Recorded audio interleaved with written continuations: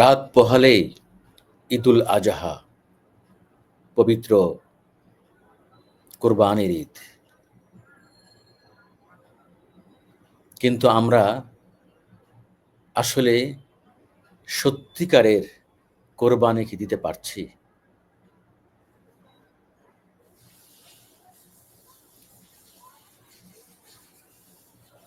আমরা আল্লাহর সন্তুষ্টির জন্য যেই কোরবানি, সেই কোরবানি আমি সহ, আপনি সহ আমরা কতজন দিতে পারছি?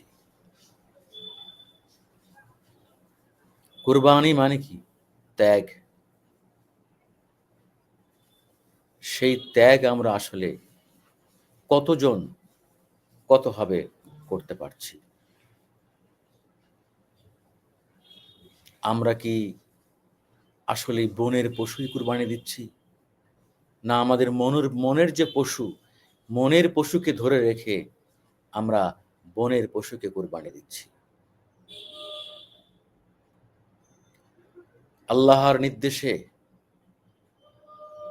ইব্রাহিম আলাইসাল্লাম তার প্রিয় পুত্র ইসমাইল আলাইসাল্লামকে যেই ঈমানের বলে বলীয়ান হয়ে, যেই তাকওয়া নিয়ে আল্লাহর সন্তুষ্টি অর্জনের জন্য শয়তানের সকল বাধা, ধোঁকাকে উপেক্ষা করে তার প্রিয় পুত্র ইসমাইল আলাইসাল্লামকে আল্লাহর রাহে কুরবানি দিয়েছিলেন। সেই কুরবানির নিয়ত, সেই ভালোবাসা, সেই আত্মত্যাগ, সেই তাকওয়া কি আমাদের মধ্যে আছে? নিশ্চয়ই আপনারা জানেন ৮৪ বছর বয়সে ইব্রাহিম আলাইসাল্লামকে আল্লাহ পাক সন্তান দিয়েছিলেন, ইসমাইল আলাইসাল্লামকে। আল্লাহর কাছে তিনি একটি সুপুত্র চেয়েছিলেন, সন্তান চেয়েছিলেন। লম্বা ইতিহাস, যারা ইসলামের চর্চা করেন, এ বিষয়ে ভালো জ্ঞান রাখেন, তারা আমার চেয়ে অনেক ভালো বলতে পারবেন। আমি জাস্ট মৌলিক বিষয়টা বলছি।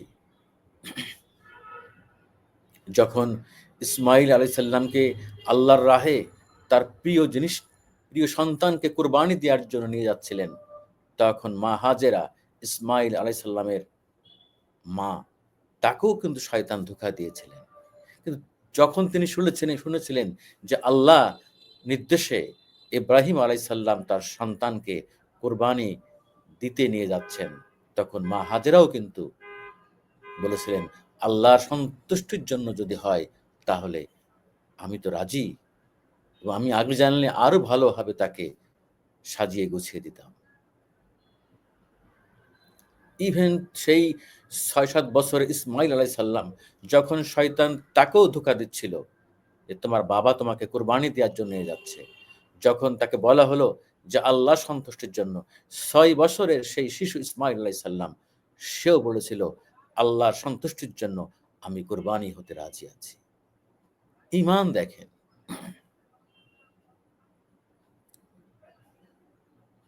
তো আমি আসলে যেটি বলতে চাই, যে এই কুরবানির শিক্ষা আমাদের যদি না থাকে,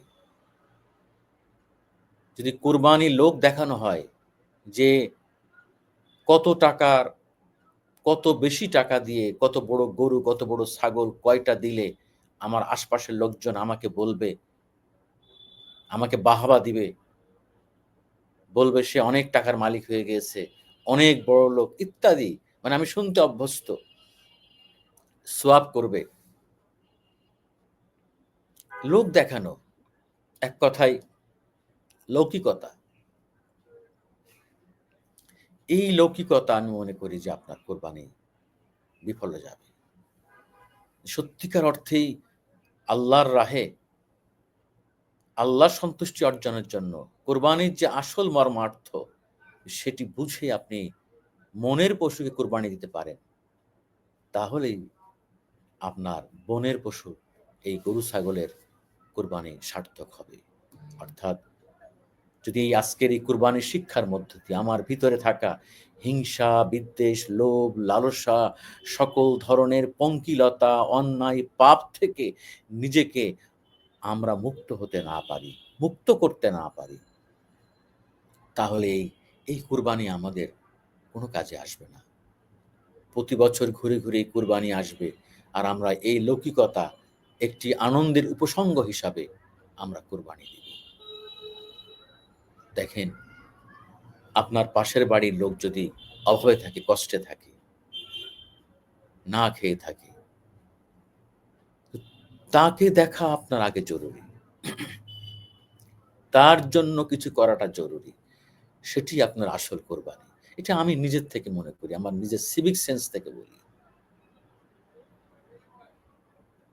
লোক দেখানো, মানুষকে জানানো, মানুষকে বোঝানো, এটির মধ্য দিয়ে আসলে কোরবানি, আসল কোরবানিটা হবে না। এখন আমরা যারা কোরবানি দিচ্ছি বা দিয়ে আসছি, তারা কত লোক কিভাবে কোরবানি দিচ্ছি চিন্তা করছেন? আল্লাহর সৃষ্টি পশু, সে কিভাবে কোরবানি হচ্ছে। আর আমি মনে করি যে এই কোরবানির মধ্যেও কিন্তু আমাদের অনেক শিক্ষা আছে। আমি এবার কোরবানি থেকে একটু রাজনীতির মধ্যে আসি, দেশপ্রেমের মধ্যে আসি। কারণ সব শিক্ষাই তো সব জায়গায়। এই কুরবানির শিক্ষাও কিন্তু আপনার রাজনীতির মধ্যে প্রয়োগ করতে হবে। আমি মনে করি যারা অতীতে বাংলাদেশ শাসন করেছেন, শাসন কথাটা এজন্য বলছি, সবাই তো শাসক হতে চায়, কেউ তো সেবক হতে চায় না। শাসকের চেয়ারে বসে, দেশ পরিচালনার চেয়ারে বসে কতজন সত্যিকার অর্থেই জনগণের সেবক হতে পেরেছেন, একবার নিজেদের প্রশ্ন করে দেখুন। আমি মনে করি এবারে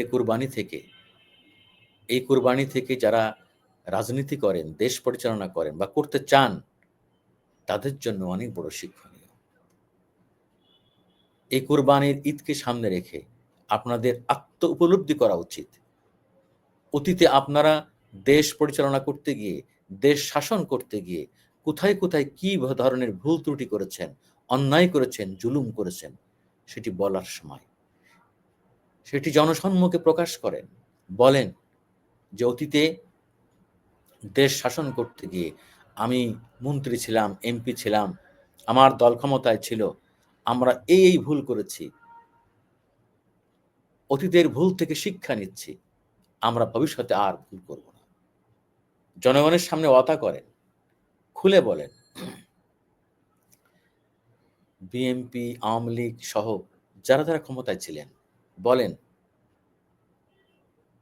বিএনপিকে বলা উচিত যে বিএনপি যখন 91 থেকে 96 এ 2001 থেকে 2006 সালে ক্ষমতায় ছিলেন, আপনাদের ক্ষমতায় থাকার সময় আপনাদের দ্বারা কি, কি ভুল সিদ্ধান্ত হয়েছে, আপনাদের দ্বারা কি, কি ক্ষতি হয়েছে, সেটিও বলেন।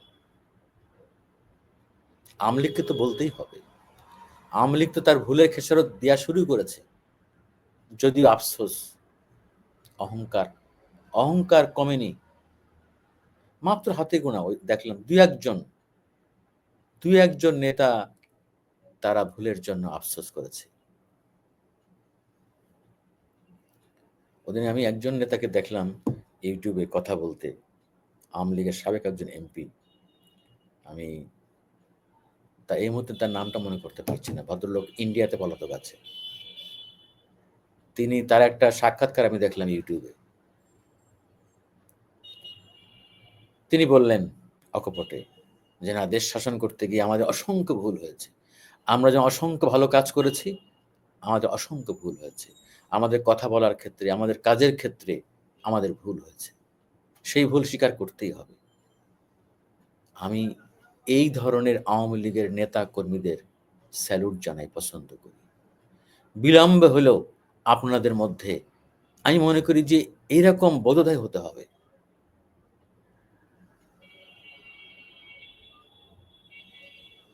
আরে ভাই, ভুল স্বীকার করার মধ্যে কোনো অপরাধ নেই। এটি মানুষকে ছোট করে না, মানুষকে বড় করে। দেশ তো শেষমেশ রাজনীতিবিদরাই চালাবেন। রাজনীতিবিদরা যত ভালো হবে, যত ভালো মানের সেবক হবে, শাসক হবে, তত আমাদের দেশ উন্নত হবে, তত গণতন্ত্র শক্তিশালী হবে। সেজন্য আমি মনে করি যে এই কুরবানি থেকে আপনাদের শেখার আছে। দেখেন, গতবার এই কুরবানির সময় আপনারা কোথায় ছিলেন?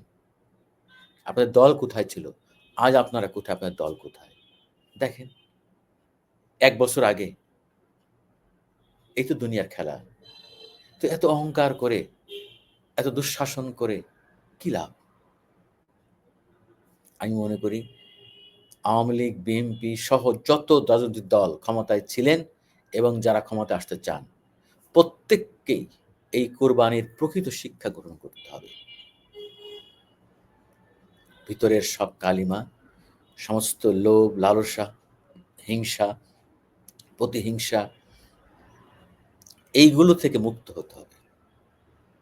মুখে না, অন্তর থেকে সত্যিকার অর্থেই যেদিন থেকে আপনারা মানুষের সেবক হতে পারবেন। রাজনীতি মানে এটা না যে এখন যদি আওয়ামী লীগ ১৫ বছর লুটপাট করেছে, খেয়ে দিয়ে ফুলে ফেঁপে উঠেছে, এখন আগামীতে বিএনপি ক্ষমতায় আসবে।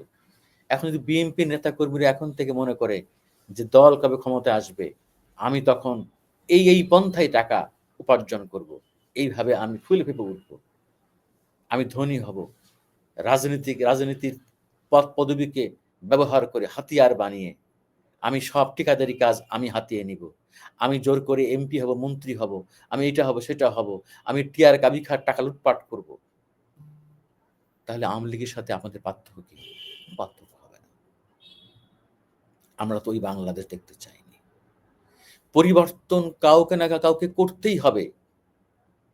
আসেন, দেশের স্বার্থে সত্যিকার অর্থেই আমাদের নিজেদের মধ্যে হানাহানি, মারামারি, কাটাকাটি, হিংসা, বিদ্বেষ সব ভুলে যাই।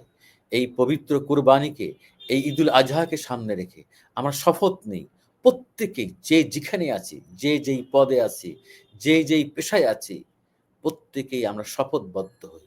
বিশেষ করে যারা আমরা মুসলিম, যারা আমরা ইসলাম ধর্মে বিশ্বাস করি, তাদের শপথের দিন, তাদের ত্যাগ স্বীকার করার দিন, তাদেরকে শপথ নিতে হবে যাতে আমি আমার ভিতরে সমস্ত হিংসা, বিদ্বেষ, কালিমা, সমস্ত অন্যায়, জুলুম, সব অহংকার আমি দাফন করে দিয়ে আমি একেবারেই একটি ভালো মানুষ হয়ে চলব। আমি নিজে ভালো থাকব, অন্যকে ভালো রাখব। দেখবেন আমাদের দেশের সকল কিছুতে পরিবর্তন আসবে। দেশ সেবায়, সরকারি কাজে, রাজনীতিতে, সবকিছুতে। প্রত্যেকটা মানুষ যদি তার জায়গা থেকে সঠিকভাবে, সৎভাবে সমস্ত কাজ করে, দেখবেন যে আমাদের দেশ সত্যিকার একটি অর্থে একটি সোনার বাংলাদেশ হবে। আমাদেরকে কেউ আর দাবিয়ে রাখতে পারবে না। ক্ষমতায় থাকার জন্য, ক্ষমতায় আসার জন্য আমাদেরকে কারোর মুখাপেক্ষী হতে হবে না। একমাত্র আমরা জনগণকেই বেশি করে ভালোবাসবো। আর জনগণও আমাদেরকে বেশি করে ভালোবাসবে, বিশ্বাস করবে। ভাই, নেতাকে যদি বিশ্বাস করে ঠকে, তাহলে মানুষ যাবে কোথায়? যাবে কোথায়? এই দেশ তো কাউকে না কাউকে চালাতে হবে। নতুন নেতৃত্ব আসতে হবে। তাই প্লিজ আসেন, সবাই মিলে একসাথে আমরা দেশটাকে ভালোভাবে গড়ে তুলি, দেশটাকে ভালোবাসি। আমাদের সকল পঙ্কিলতা, আমাদের সকল হিংসা, বিদ্বেষ সব ভুলে যাই। প্রতিশোধ পরায়ণ থেকে ভুলে যাই যে আমরা কাঁধে কাঁধ মিলিয়ে এই দেশটাকে গড়ে তুলি। আমরা এই প্রত্যাশা করতেই পারি আগামীর বাংলাদেশ হবে একটি সুন্দর বাংলাদেশ। আগামীর বাংলাদেশ হবে হিংসামুক্ত, প্রতিহিংসামুক্ত, অহংকার মুক্ত, প্রতিশোধ মুক্ত একটি বাংলাদেশ। আল্লাহ হাফেজ।